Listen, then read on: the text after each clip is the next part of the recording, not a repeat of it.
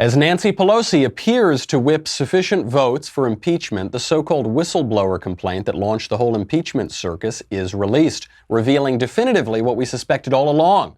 The Democrats have nothing. We will examine all that nothing. Then new polls shake up the 2020 race. Elizabeth Warren gets hip on Instagram, and a judge rules that a mother who now identifies as a man cannot be deemed her child's father.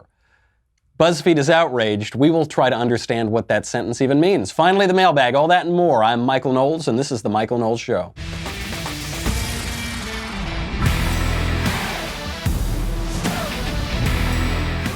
A mother who identifies as a man. I don't know. We'll get to it. We'll get to all of that. It's going to take me a whole show just to figure out what that means. First, we got to get to this whistleblower complaint. Here it is. This is the impeachment. We got the transcript of that dread phone call between President Trump and the Ukrainian President Zelensky yesterday, and we read it. And I don't know if it was the most perfect phone call ever made, as President Trump said it was, but it certainly gave no grounds for impeachment. But now we have the real deal, because unfortunately that flopped and the media and the Democrats were upset. So now we have the whistleblower complaint that got us the transcript of the call, that got us the impeachment inquiry, that's going to get President Trump thrown out of office, and Hillary still can win the 2016, I don't know. Here is the transcript. I'll just read a few little passages from it, and you can let the bombshells just settle in. Dear Chairman Burr and Chairman Schiff, I am reporting an urgent concern. That line is in quotes, and it's in quotes because the whistleblower is using this in a specific legal way, but I really like reading it because I'm reading it just sarcastically, like, Dear Chairman Burr and Chairman Schiff, I'm reporting an urgent concern in accordance with the procedures. I think the sarcastic way is much more accurate given the context. This letter is unclassified when separated from the attachment. Over the past 4 months, more than half a dozen U.S. officials have informed me of various facts related to the effort of the president using the power of his office to solicit interference from a foreign country in the 2020 election. This is important because the allegation is Trump is using his office to solicit interference from a foreign country in 2020. Now, we know from the phone call yesterday what he's actually doing is using his office to get the Ukrainians to investigate interference in the 2016 election, which was while he was running for president, but it was actually while Barack Obama was president. So even that language from the very first sentences is actually completely backwards. But what you hear from this first bullet point is, more than half a dozen U.S. officials have informed me. So what that means is he doesn't have direct knowledge of any of these phone calls or any of these incidents. He's just heard it from someone else, and then he writes this very meticulously crafted legal letter to try to spur an impeachment inquiry. He then admits that in the second bullet point.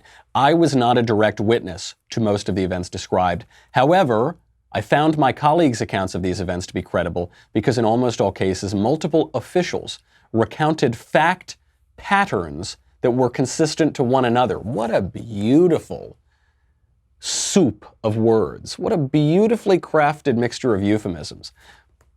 I was not a direct witness, so it means I actually haven't seen any of this stuff happen. But I find the accounts that I am relating credible. Well, of course you find them credible. You're relating them.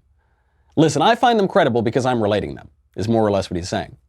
And then he says, because multiple officials recounted not facts, not the exact same facts at the exact same time, different people, we don't even know who the officials are, recounted fact patterns that were consistent with one another. What is a fact pattern?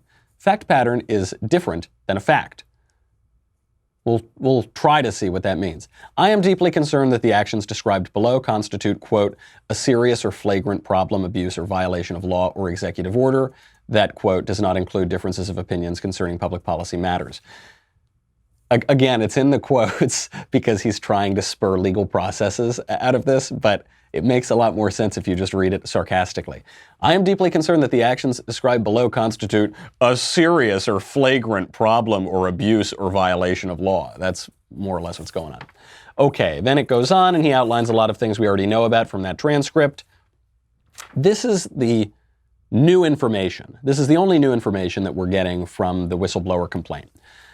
In the days following the phone call, I learned from multiple U.S. officials that senior White House officials had intervened to lock down, in quotes, all records of the phone call, especially the official word-for-word transcript of the call that was produced, as is customary by the White House Situation Room. This set of actions underscored to me that White House officials understood the gravity of what had transpired in the call. It's interesting to read the whistleblower complaint after you've read the transcript of the call, because we read the call. There is no gravity in the call. It's pretty clear. Even Trump's hardest, other than the most hardened critics, virtually everyone has said there's really nothing in that phone call. There's certainly nothing you could impeach him over. But he's trying to build this up as this big, grave matter. What does it mean for White House officials to lock down the records from the call? The call is already classified. It's a phone call between the president and the president of Ukraine. He goes on, he says, White House officials told me that they were directed by White House lawyers to remove the electronic transcript from the computer system in which transcripts are typically stored for coordination, finalization, and distribution to cabinet-level officials. Instead, the transcript was loaded into a separate electronic system that is otherwise used to store and handle classified information of an especially sensitive nature. One White House official described this act as an abuse of this electronic system because the call did not contain anything remotely sensitive from a national security perspective. So what is the actual allegation? That's a lot of words. The actual allegation is they got the transcript of this call between the two presidents, and they didn't put it on the server that they usually use. They put it on a different server. Nowhere does he suggest this is illegal. We know that the phone calls between heads of state are sensitive just by definition. We don't know whether or not this happened, by the way. Notice the language. They were directed to put it on this different server, not another. Directed by whom, for what purpose, did it actually happen? We have no answers to that. All we have is the call itself. Obviously, it wasn't that secure. They released the thing to the public yesterday, and we read it. So even that, this is supposed to be the most important new information here, doesn't really tell us anything. Then he goes on and complains about Rudy Giuliani and why is Giuliani in on these calls. We learned yesterday that it was Zelensky, the president of Ukraine, who brought up Giuliani in the first place. It wasn't Trump bringing up Giuliani. If it were Trump bringing up Giuliani, you might see him trying to push some interactions to his campaign lawyer, but it wasn't Trump who brought it up. It was Zelensky, which, I don't know, maybe suggests Zelensky was being improper on the phone call, but not President Trump. Then we'll get to the 3 bullet points at the end, the big smoking gun. Here it is. Here's my complaint. We'll get to that in one second, but first I've got to thank our friends, our wonderful sponsors at Ancestry. You can discover more about your ancestors, you can learn more about your story by combining the Ancestry DNA test. That's where you spit in the tube, you send it in, and it tells you with incredible detail where your family is from and what constitutes you and your family history. And you can combine that with what I think is much more interesting, which is the billions of historical family records that Ancestry has. I have loved Ancestry for years and years, long before the Daily Wire existed. I've done the DNA test, did it long before they ever sponsored the show, and I've used all of the family tree. So I like the DNA test because you get this just unbelievable detail on your family tree, your genetic makeup. I mean, it's so cool. It's something that you could only get in the last couple of years, really. But what I find the most interesting about it is you get to pair that with all the genealogical research. I mean, my grandfather's been doing genealogy using Ancestry for a long time, and we learned just through his studies and accessing records that you can get on Ancestry that we descend from Simon Knowles, who fought at Bunker Hill, fought at Valley Forge, who was with George Washington. His father, John Knowles, who died because of wounds he incurred at Bunker Hill. From 4 Mayflower passengers, one of whom was a pilgrim, Dr. Samuel Fuller, 3 of whom were just the so-called strangers. They weren't the pilgrims. A couple of them were pretty rough people. One of them was the first guy to be executed for murder in the New World. There's a lot, there's a lot in the family tree. Maybe you don't want it. You want to cover that up afterward. You get incredible geographic detail with the Ancestry DNA. You get clear-cut historical insights. You can trace your ancestors' journeys over time, following how and why your family moved from place to place. It is just so cool. I love it, especially if you're a history buff, especially if you just want to know about your own family. To amplify your results, you can start a free trial on Ancestry, build a tree so that your ancestors become more than just a name. They've combined DNA with over 100 million family trees and billions of records. Only Ancestry can tell such a rich story. You can get this total, complete picture. It's super duper cool. Go to Ancestry.com/Knowles, Knowles, today for 20% off your Ancestry DNA kit. That is Ancestry.com/Knowles, Knowles, for 20% off your Ancestry DNA kit. Ancestry.com/Knowles. Final 3 bullet points on the whistleblower complaint. On 13 June, the president told ABC's George Stephanopoulos that he would accept damaging information on his political rivals from a foreign government. Well, hold on. In the whistleblower complaint, you're talking about an interview the president did on national television? We know that. That's not anything you need a secret, super-duper deep state spy to tell you about. It was on TV. It is true, people don't watch network news as much anymore, but we already knew that. By the way, everybody would accept damaging information on their political rival from anybody, so get off your high horse. The second one, on June 21st, Mr. Giuliani tweeted, "New president of Ukraine is still silent on the investigation of Ukrainian interference in 2016 and alleged Biden bribery of Poroshenko. Time for leadership and investigate both if you want to purge how Ukraine was abused by Hillary and Clinton people." Now, this would be really super duper incriminating if we hadn't just spent 3 years with Democrats clamoring to get an investigation of Russia's interference in the election. And moreover, this is so damning for this whistleblower complaint, we found out that in May of 2018, Senate Democrats sent a letter to Ukraine demanding that they investigate President Trump. So you've got an official letter from sitting Democrats who sent that to Ukraine, and he's upset about a tweet from Giuliani who says, hey, Ukraine should investigate the Bidens and all the corruption that was going on there and their interference in 2016.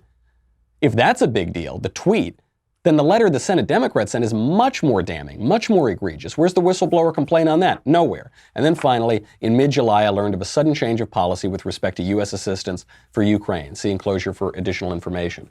What was the change? Change was Obama didn't give Ukraine a whole lot of help, and then he gave them some help. Trump gave them some help, and then he called on NATO allies and other people in the region to pay more, which has been consistent since the 2016 election, since 2015 when he started running. And then we give some aid to Ukraine. That's it. That's the whistleblower complaint. And it's nothing. So, doesn't matter that it's nothing. The Democrats are moving toward impeachment. The problem here is this is not sufficient for impeachment, this whistleblower complaint. The bigger problem is it looks like a setup. It looks like Russia hoax 2.0. They have so little actual information here, so little in the whistleblower complaint or in the phone call, that Adam Schiff, the ironically named chairman of the Intelligence Committee in the House, this is the most ironic postings in history, I think, has to go out on television, on C-SPAN, and actually invent a different conversation. He actually just imagines what President Trump could have said in the fantasy world of Adam Schiff, and he relates that as though it were fact. Here he is. And what is the president's response? Well, it reads like a classic organized crime shakedown. Shorn of its rambling character and in not so many words, this is the essence of what the president communicates. We've been very good to your country, very good. No other country has done as much as we have. But you know what? I don't see much reciprocity here. I hear what you want. I have a favor I want from you, though. And I'm going to say this only 7 times, so you better listen good. I want you to make up dirt on my political opponent, understand lots of it. On this and on that. I'm going to put you in touch with people, not just any people. I'm going to put you in touch with Attorney General of the United States, my Attorney General, Bill Barr. He's got the whole weight of the American law enforcement behind him. And I'm going to put you in touch with Rudy. You're going to love him, trust me. You know what I'm asking, and so I'm only going to say this a few more times, in a few more ways. And by the way, don't call me again. I'll call you when you've done what I asked. None of that happened. Trump didn't say any of that. You can read the transcript. It came out yesterday. That is completely fictional. Adam Schiff just made that up in his head and then said it out loud as though that was what Trump said. And he's doing that because what Trump said doesn't implicate him in any crimes. What Trump said is not impeachable. The fact that Adam Schiff has to do this tells you everything you need to know. They've got nothing. If they had something, they would read what they have. But they have nothing, so they have to read what Adam Schiff makes up. Nevertheless, the majority in the House is now backing some form of impeachment. The devil's in the details here, though, and new polls show this could be absolutely dangerous. It could be disastrous for Democrats, and could be very good news for the president. But you got to see how it plays. The very interesting new results and new information coming out of polls today. Not even polls on the candidates, polls on issues. We'll get to that in a second. But first, I got to thank a new sponsor, a wonderful sponsor, Pray.com. People don't pray enough. They don't. And you hear a lot of people in politics mocking prayers. Prayer is a wonderful thing.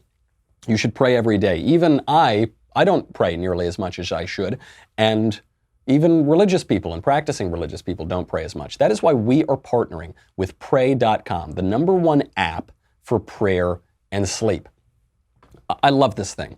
Both anxiety and sleep deficiency can do serious damage to your brain and body. You're telling me. High stress and lack of sleep make you more prone to accidents, weight gain, and depression. People are really stressed. Poll after poll shows this, survey after survey. People are getting more and more stressed out. I think so much of this comes back to prayer in the religious life. With Pray.com, you will discover a new daily and nightly prayer routine, as well as inspirational Bible stories designed to strengthen your faith and lift your spirit. I think we've all learned at various times we will have tribulation in the world, but our Lord has overcome the world.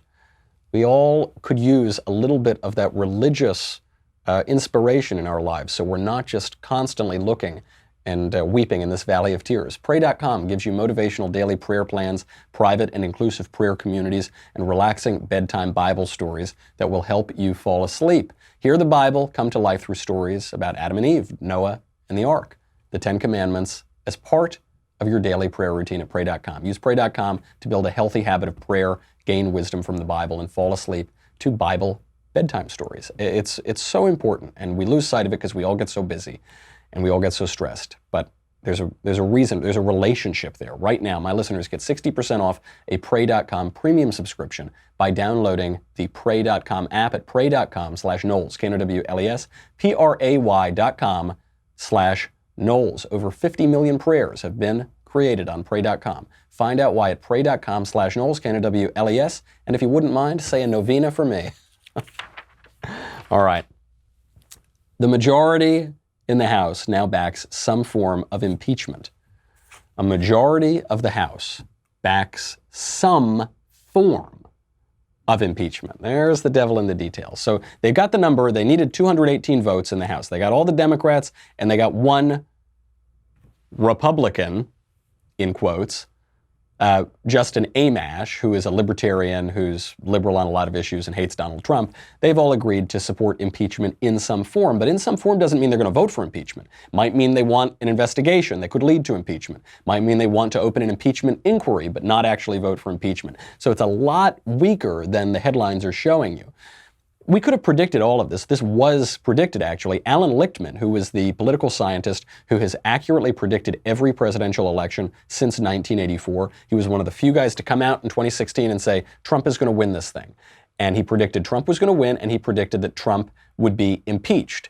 And at the time, people didn't believe either of those. They never thought impeachment would be an option because Trump wouldn't be in the White House. And he was right. And then he also suggested Trump would be impeached.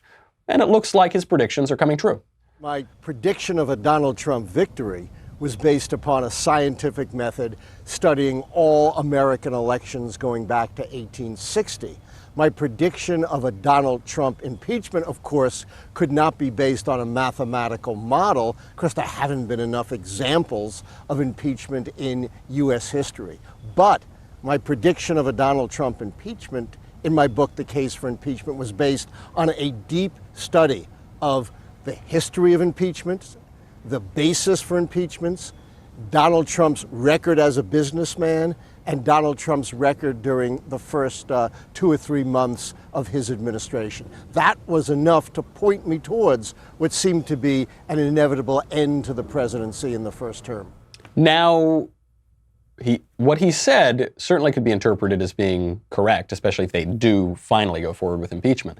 It depends what you mean by end, though. I mean, this is an inevitable end of the first term. or I'm sorry, an inevitable end in the first term, but is it the inevitable end of the presidency overall?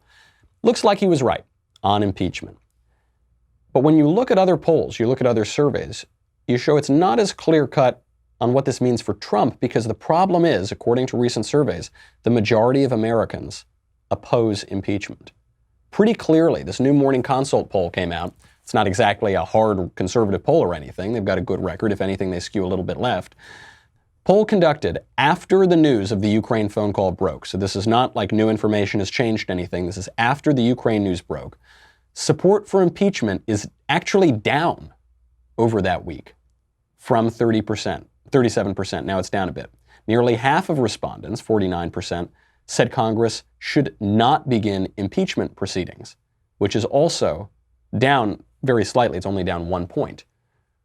But it's not as though it's 49-51. The 49, I don't know the number who give the other answer, but it's significantly lower. 49%, less than half Americans, say Congress should not begin impeachment proceedings. But it's right there. It's right on the cusp. Is that what you want? Even though it's less than 50%, sure. Do you really want to go into impeachment with that number? Especially looking even at Democrat support. Democrats support impeachment by a 66-17 margin. 66% for, 17% against. That means that not even 2/3 of Democrats support impeachment. But you need 2/3 in the Senate to actually convict on impeachment. So even if the Senate were comprised, there were no Republicans whatsoever in the Senate, no Republicans in the country, it's all Democrats. Even then, if the House impeached and it went to the Senate, and it was all Democrats, they would not convict the president. Not a good sign for Democrats going into impeachment. Republicans have 5% for impeachment, 89% against impeachment. Independents have 33% for impeachment, 45% against impeachment. The only group that supports impeachment, the only age group, is 18 to 29-year-olds who don't know very much. The top 3 demographics have majorities opposed to impeachment. Even Nancy Pelosi, not that long ago, during the Clinton impeachment proceedings, gave an impassioned speech against this sort of political railroading and against impeachment. Here she is. Today, the Republican majority is not judging the president with fairness, but impeaching him with a vengeance. In the investigation of the president, fundamental principles which Americans hold dear, privacy, fairness, checks and balances, have been seriously violated. And why? Because we are here today because the Republicans in the House are paralyzed with hatred of President Clinton, and until the Republicans free themselves of this hatred, our country will suffer. I rise to oppose these unfair motions which call for the removal of the President of the United States from office. The independent counsel knew that the President was exonerated when Travelgate, Whitewater, and Filegate. This was not fair. Indeed, it is the responsibility of any prosecutor to immediately release information that is exculpatory. Okay, that was Pelosi then. Wow, impassioned. I bet I could give that same speech when we're talking about the Trump impeachment. Except here's Pelosi just a couple days ago. Therefore, today, I'm announcing the House of Representatives moving forward with an official impeachment inquiry. I'm directing our 6 committees to proceed with their investigations under that umbrella. I thank our Chairman Nadler, Chairman Schiff, Chairman Cummings, Congresswoman Maxine Waters. Thank you all. Madam Speaker, never before has the President been convicted by the Senate. What does this accomplish? Okay, so a little bit of a flip-flop, you might say, and Pelosi in the 90s was probably a little closer to being correct, at least if you're judging it by being in touch with the American people. The problem that the Democrats have is Pelosi is catering to AOC and Rashida Tlaib and Ilhan Omar and Ayanna Pressley and the whole squad, and the squad doesn't represent America, doesn't even really represent the Democratic Party very well, at least at this point, at least as they're looking at presidential politics. So the leadership is out of touch with the American people, not just on impeachment, but even on their broader issue. This was actually, to me, more interesting from the Morning Consult poll. They have a new poll out on the issues, the top priorities for American voters going into 2020. The top issues, according to this poll, are the economy, that's 19%, healthcare, 16%, national security, 8%, gun policy, 8%, seniors issues, 8%. Only after those top 5 issues do you get climate change at 7%, tied with immigration at 7%. This is very interesting, and it tells you something about the Democrats and the Republicans. The Democrats need to move off of climate change as their top issue. When they launched the 2020 race, it was all about climate change. It was all about the Green New Deal. It was all about completely changing the global economy, $93 trillion in federal spending. That's what they were talking about. This is the definitive issue. The American people don't like that. It wasn't serving them very well, and it's way down there in the list of priorities. So now what the Democrats are doing is moving toward health care. Even the president on immigration. I mean, you've got climate change and immigration ranking at the same number. Trump used to talk about the wall and immigration and border security all the time. You'll notice he's stopped talking about it as much, even as we've gotten great news on the border. We're finally getting the wall built. We're finally getting money freed up to build the wall. And now at that moment, this moment of success on the issue, he's being a little quieter about it. Why? Because he's seeing these same numbers, and he knows that's not what's going to win in 2020, at least according to the polls. He's going to focus more on the economy. And we're seeing that happen in real time. So the president really is talking more about the economy, less about immigration. And Liz Warren really is talking about less about the environment and the Green New Deal. And she's moving much more toward healthcare because she thinks that's a winning issue for her. She actually Liz Warren released, Get Your Cringe Ready. Just put your face into a cringe right now and lock it there so it won't have too much shock when you listen to this. She just released a new Instagram video trying to look hip and cool, you know, the definition of Liz Warren. And it's all about healthcare. She did it with one of the personalities from the show Queer Eye, who's a very, very entertaining personality. They're talking about healthcare, but it reveals some real weaknesses for Liz Warren. Here she is. Hello, Jonathan. It's Elizabeth Warren. How are you? I'm good. How are you? I'm good. I'm having such a crazy day. I know, but I wanted to give you a call just to say thank you. I'm glad we're going to be in this fight together side by side. I love the endorsement, and for all the right reasons. Thank you so much. Well, you know, I have to tell you, what I realized, it was when, it was at the last debates, and I was like, this health insurance industry is a f***ing racket. It felt right. It did. And that's why we got to do it, because it is right. Healthcare is a basic human right, and we fight for basic human rights. Not just for some of us, for all of us. I'm so excited to be shoulder to shoulder with you too. I can't believe you called. We're gonna do this. Let me know how I can be of service. I really want to help. We're going to do it together. All right, so it goes on from there. It's so awkward. It's so cringy, but I have to say I really like this guy as just a media personality. He's great on camera. He's very, very funny. It's quite a contrast with her because she is stiff as a board. I mean, it is so funny. You have this guy who is a professional entertainer and he's a huge personality and he's really funny. And then you have her and she's trying to be cool with him and it just doesn't work. It doesn't work. And this is the real issue here is it just keeps her so awkward looking. I mean, I guess the video at first, what it highlights, it's actually a few problems. It highlights that at this time, what Elizabeth Warren needs to do if she's really going to be the front runner is show how she relates to racial minorities, blue-collar workers, middle America, and moderates. This guy, Jonathan Van Ness, while a very entertaining figure on television, he doesn't quite speak to those groups exactly. I don't want to make assumptions here. Okay, I know these days you can be whatever race you want and whatever orientation you want and gender and probably occupation too. I'm just saying, if you're trying to appeal to middle America, that's probably not the guy to be cutting videos with.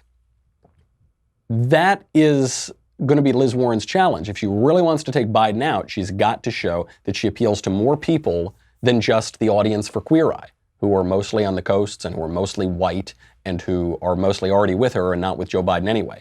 And then you got the problem that she's so stiff. If she gets on stage with Donald Trump, there's going to be a Liz Warren-shaped hole in the wall because he's going to blow her off the stage. It reminds us of that video, that horrific video she shot, where she was sipping the first beer she's ever had in her life, I'm pretty sure, but she wanted to make it look cool and make her seem hip like AOC and Beto O'Rourke. So she shot a video sipping a beer and interacting with her husband like she'd never met the guy before, just to refresh your memory. Here she is. There we go. I'm glad for everybody who's joining this video. It's great to hear from you.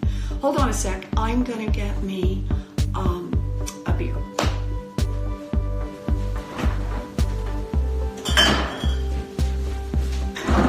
Hey, Glover, my husband Bruce is now in here. You want a beer? No, I'll pass on the beer for now. You sure? Come over and say hello to folks. Yes. So, this is my sweetie. Hello. He's the best. And I'm crazy. I love you too. Thank you for being here. Pleasure. I'm glad you're here. Enjoy your beer. It's so awkward. She's talking to her husband like she just met him. He's my sweetie. I love him. Beep boop, beep beep boop. My husband's just here. Do you want a beer? Beer is what we human beings drink. Would you like one of those? No, I don't want a beer, Liz Warren. Oh, okay. I'm glad you're here.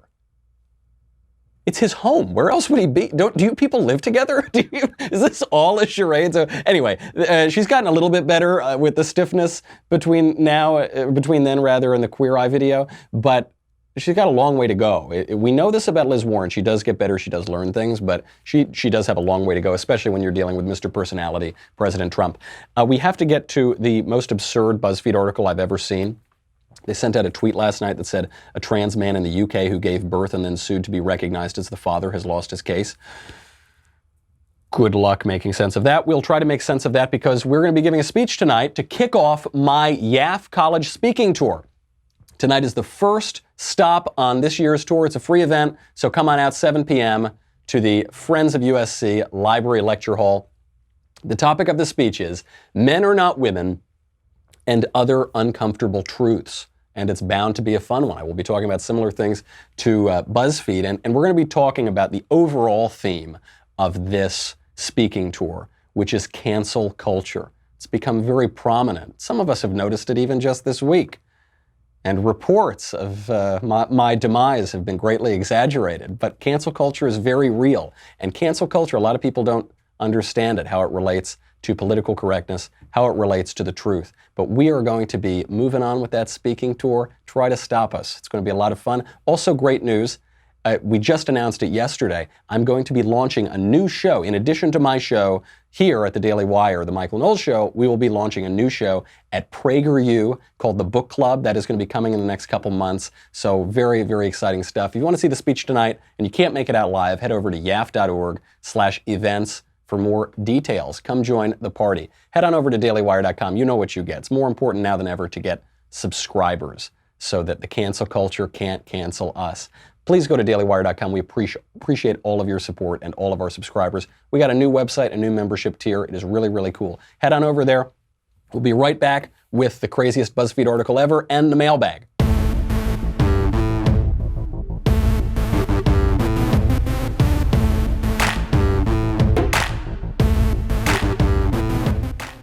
So BuzzFeed sent out this tweet last night. I kid you not, I opened it up and I couldn't quite, it said, quote, a trans man in the UK who gave birth and then sued to be recognized as the father has lost his case. So if you were just reading that quickly, you would say a man gave birth. I guess that is newsworthy. I guess that should be a headline. But the man is not recognized as the father, according to this judge. And then you try to figure out if someone could translate that sentence into English.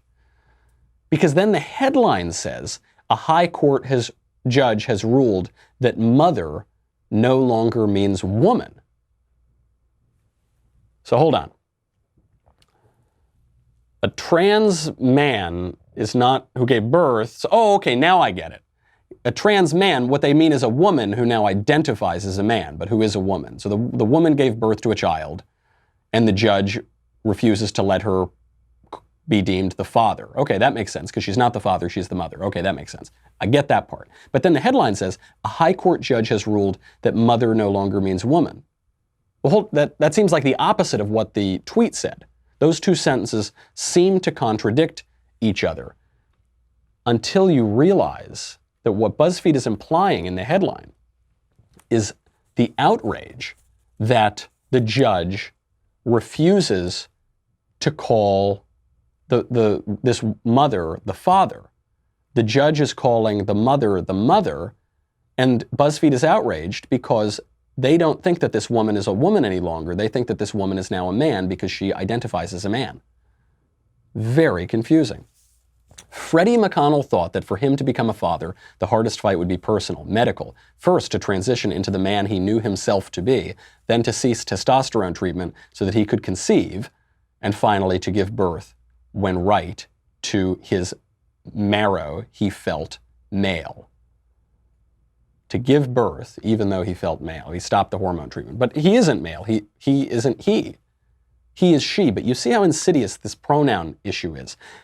If you read that, even if you have total clarity of thought, if you constantly see he, him, father, you just naturally take that for what it means, which is that he is a he. But he is not a he.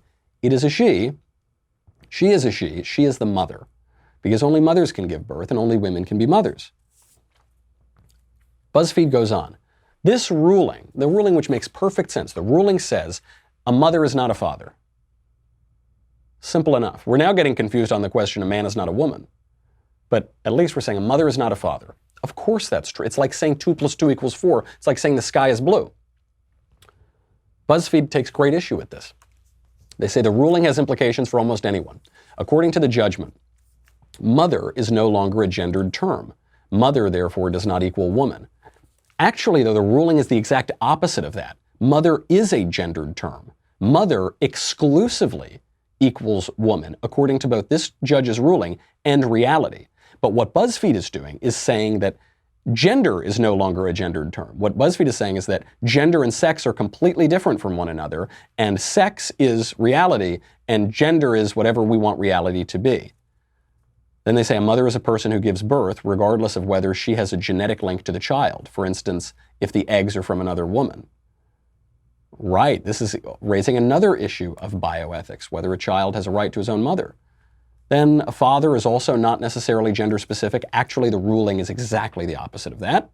And transgender people may now only be recognized in their acquired gender until they have children.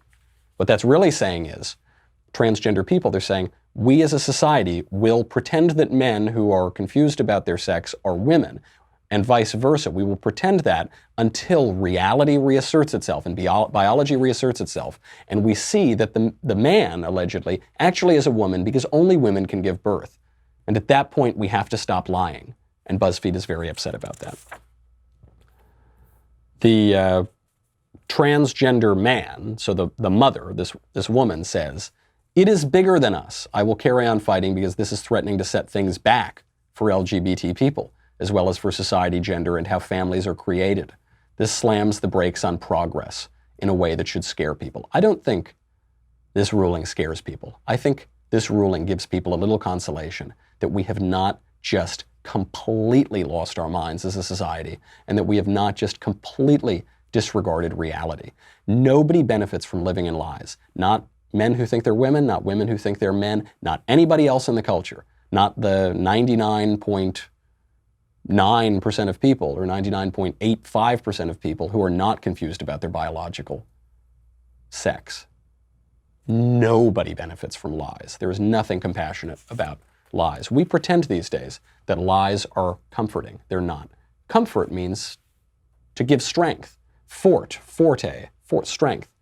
Giving somebody with strength. You don't give people strength by lying to them or by treating them like they're second-class citizens and indulging in their fantasies, treating them like little children. No, that's not comfort. That is, if anything, bigotry. That is demeaning, that is condescending, and that is degrading. We shouldn't do it as a society, not only because we don't want to live in madness and lies and we want to live in reality, but because we have respect for our fellow human beings, even our fellow human beings who are suffering and who are confused. We should not indulge that. We should help them and treat them like we would want to be treated ourselves. Let's get to the mailbag. Sorry that went on a little late, but I couldn't get past that story. I needed to work it through in my own head even just to understand it. First question from Robert. Do you think the media will treat the Republican presidential candidate of 2024 better or worse than Trump? exactly the same. People forget, people have a short memory. They did this all to Bush. And Bush was a moderate guy, and he's not really even that conservative. They called Bush Hitler. They did all of these things. If anything, our politics is getting more polarized now, actually having nothing to do with Trump. It was happening for a long time before that, largely because of the media. And I don't want to just blame the media, because we are the media in a sense. We demand the media that we're getting. We demand the politicians that we're getting and the political discourse we're getting. So just as a matter of time, they'll probably treat the candidate worse. But anyone who thinks this is simply about Trump is deluding themselves. This is the way the left treats anybody who contradicts their lies. Riley, after a 4-month hiring process, I finally get to start my first full-time postgraduate job next week. Congratulations. What advice do you have for a guy who's beginning a career? I've worked part-time jobs since age 13, so I'm no stranger to work, but this is my first big kid job. That's kind of like me. I was working since I was about 14 and kind of part-time jobs during school, things like that. The advice I would give to you is lose all your pride. We have this trouble these days because so many people go to college, so many people get a very expensive education, so many people are taught that grunt work is not for you. You're about to start your big kid job. You're about to start your career. You're no longer the one who's got to vacuum the floor. You're no longer the one who has to do grunt work. Yes, you do. You do. I've seen this. I've been in a lot of rooms with a lot of very powerful people, and the one thing I notice is that the people at the top have no pride about this stuff. They might have an ego, but they've also got a certain humility which you find in the work. I have seen people at the very top of their game vacuum their own hair after a haircut. I have seen, that's a real example, or offer to vacuum their own hair for a haircut. You gotta do that. That is where respect comes from. You won't be respected by only saying, oh, this is my job, this is what I do. Here's your job. I don't know what career you're in, I don't know what line of work. Your job is to make your boss happy. And your job is to work hard and give your best. Do that, you will go far. Don't do that, you'll be stymied. From Samuel, Dear Michael, is it wrong to be excited for the impeachment proceedings? I get the argument that it's divisive, but I feel as if the division is already there, so I can't help but to feel excited that Democrats are basically just handing over the election to Trump now. That's my read on it. I think it's a great thing. We just went through those numbers today. The American people oppose impeachment. They're sick of the hoaxes. If the Democrats had not pulled the Russia hoax, and now they pulled impeachment, if they'd kept their powder dry and gone for impeachment, it might work better for them. I don't think it's going to work very well at all. I think the people are furious that Democrats and bureaucrats keep trying to overturn the 2016 election and silence their voice and stop them from controlling their own country. And I think nobody cares at all about any phone calls with Ukraine. And we actually read the phone call and there didn't seem to be anything bad on it anyway. It's a major loser for Democrats. It might be a win for Pelosi because it will allow her to keep control of her own caucus, so she'll get a personal win there. But for Democrats broadly, it's a big mistake. Trump should welcome it. I think Christmas came early for him. From Catherine, I'm in my 30s and I find myself struggling with the idea of social media and whether it overall has a positive or negative effect on society. What are your thoughts as a millennial and how social media affects our society? Well, I wouldn't be able to do what I do without social media. I wouldn't be able to have my job and my career, and I wouldn't be able to communicate with people and stay in touch with people across, continents and across oceans. And so I like it in that regard, but it's just more of communication. So communication is not a totally positive thing. It's not totally a negative thing. I mean, the negative side is you get social media swarms and social media mobs that come up and try to twist anything you said. Maybe you said something 20 years ago that was wrong. Maybe you said something true right now that contradicts political correctness and exposes a vindictive left. And either way, by the way, you're going to get a social media mob that comes after you that is vicious, that goes after your family, that sends you death threats. It's just horrific, tries to ruin you. That's just more communication. I've got a pretty thick skin about it, so I like it. I mean, but I think it's idle chatter to say, is it good or bad? Should we have it? Should we not? It is a fact of life now. It ain't going anywhere. And we need to get used to it and figure out how to adapt and figure out how to try to make it a little better. Final question from Tommy. What do you think of the White House announcing that there will be no more daily press briefings? It's fine by me. Let me tell you one thing. If I had gotten that job, we'd be having multiple press briefings every single day. But since I don't, that's fine. Enough of it. All right, that's our show. Maybe I'll see you tonight at USC to kick off our college speaking tour. Can't Stop, Won't Stop. Men Are Not Women and Other Uncomfortable Truths. Thank you very much. I'm Michael Knowles. This is The Michael Knowles Show. See you later.